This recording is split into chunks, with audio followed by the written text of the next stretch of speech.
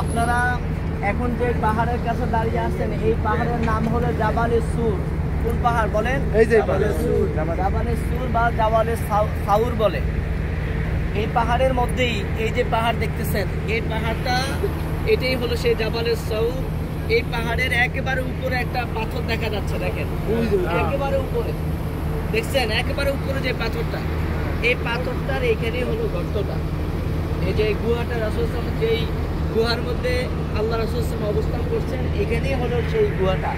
এখানে রাসূল সাল্লাল্লাহু আসা মাত্র মুহূর্তের মাঝে নবীজির যে গুহাতে ঢুকলেন, ওই গুহার উপরে মাকড়সা জাল বুনে দিল। এরপরে পাশে আপনার কবুতরের বাসা ডিম পেড়ে দিল। যখন কাফের বেঈমানরা আসলো, এসে একজন বলতেছে এই বাসার ভিতরে আছে, আরেকজন বলতেছে তুই কি ব্যাক করল নাকি। এই মাত্র যদি লোকগুলো আসতো তাইলে তো বাসা জাল বানানোর কথা ছিল না, অথচ একেবারে মনে হইতেছে পুরান একটা বাসা। সুবহানাল্লাহ কন্যা হিকমত কার বলেন? আল্লাহর বন্ধু এখানে আসছে। আল্লাহ পাক রব্বুল আলামিন কোরআনের মধ্যে বলছেন যে ও নবী, আপনাকে হেফাজতের দায়িত্ব আমি রব্বুল আলামিনের। এই জন্য রাসূল সাল্লাল্লাহু আলাইহি ওয়াসাল্লাম যখনই আসছেন, মুহূর্তের মাঝে মাকড়সা জাল বুনে দিল, কবুতর ডিম পেড়ে দিল। একজন বলতেছে যে তুমি তো ব্যাককেল, যে এখানে যদি লোক ঢুকতো তাইলে তো বাসা থাকতো না, কবুতরও থাকতো না। তো আল্লাহ রাসূল সাল্লাল্লাহু আলাইহি ওয়াসাল্লাম এই কথাগুলো শুনতেছেন, আবু বকরও শুনতেছেন। আর হযরত আবু বকর রাদিয়াল্লাহু তাআলা আনহুকে বললেন, তুমি আমাদের সাথে শুধু আমরা দুইজন নয়, আমরা তিনজন এখানে আছি। এক হলো আল্লাহ পাক আছেন, আর হলো আমরা দুইজন আছি। সুবহানাল্লাহ। তো নবীজি এখানে অবস্থান করেছেন, এখান থেকে আল্লাহর হাবিব মদিনাতুল মুনাওয়ারা হিজরত করেছেন, ঠিক কিনা বলেন? হ্যাঁ। তো সেই এই পাহাড় থেকেই রাসূল সাল্লাল্লাহু আলাইহি ওয়াসাল্লাম মূলত হিজরতের দিকে রওনা করেছেন।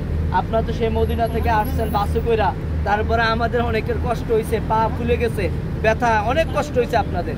অথচ আল্লাহর নবী কত কষ্ট কইরা এই রৌদ্র, এই পাহাড়, এই পাথর এগুলোকে উপেক্ষা করে তিনি সেই মদিনাতুল মুনাওয়ারা গেছেন। তো আমরা এখানে আসছি রাসূলকে মহব্বত করে, সবাই একটু দুরূদ শরীফ পড়ি। আল্লাহুম্মা সাল্লি আলা সাইয়্যিদিনা ওয়া নাবিয়িনা ওয়া শাফিঈনা ওয়া হাবিবিনা মাওলানা মুহাম্মদ সাল্লাল্লাহু আলাইহি ওয়া আলা আলিহি ওয়া আসহাবিহি ওয়া বারিক ওয়া সাল্লিম। আল্লাহুম্মা সাল্লি আলা সাইয়্যিদিনা ওয়া নাবিয়িনা ওয়া শাফিঈনা ওয়া হাবিবিনা মাওলানা মুহাম্মদ সাল্লাল্লাহু আলাইহি ওয়া আলা আলিহি وأصحابه وبارك وسلم. الصلاة والسلام عليك يا رسول الله، الصلاة والسلام عليك يا حبيب الله، الصلاة والسلام عليك يا شافي المذنبين، الصلاة والسلام عليك يا رحمة للعالمين. أستغفر الله ربي من كل ذنب وأتوب إليه، لا حول ولا قوة إلا بالله العلي العظيم. اللهم آمين. ربنا ظلمنا أنفسنا وإن لم تغفر لنا وترحمنا لنكونن من الخاسرين. الله تعالى আল্লাহ মক্কাতুল মুকাররমা জিয়ারা, আল্লাহ হুজ্জাজ ইকরামদেরকে নিয়ে আল্লাহ আমরা দুইজন মুআল্লিম সাহেব আল্লাহ ওনাদেরকে নিয়ে এসেছি। মেহেরবানি করে আল্লাহ আজকের এই জিয়ারাকে আপনি কবুল আর মঞ্জুর করে নেন। আমিন।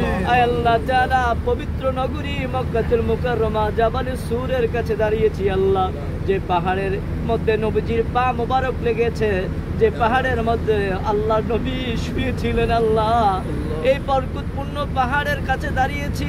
মেহেরবানি করে আল্লাহ আমাদেরকে আল্লাহ নবী পাকের তাওয়াজ্জু, নবী পাকের ফায়েজ, নবী পাকের মহব্বত আমাদের প্রত্যেকের জন্য কবুল করে দেন আল্লাহ।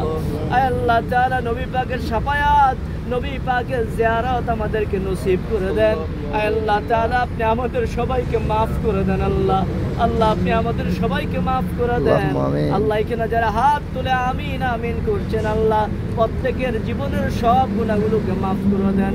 আমাদের মা বাবার জীবনের গুনাহগুলো মাফ করে দেন আল্লাহ। যারা অন্ধকার কবরে চলে গেছেন, মেহেরবানি করে সবাইকে আল্লাহ আপনি মাফ করে দেন আল্লাহ। যারাই আসছে প্রত্যেকের উমরাকে কবুল করে আল্লাহ তাআলা এই উসিলা আমাদের প্রত্যেকের নাজাতের জন্য কবুল করে নেন আল্লাহ।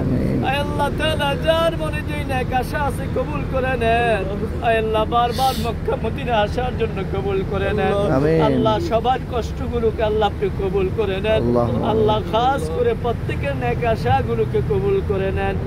আমিন বিরহমাতিকা ইয়া আরহামার রাহিমিন।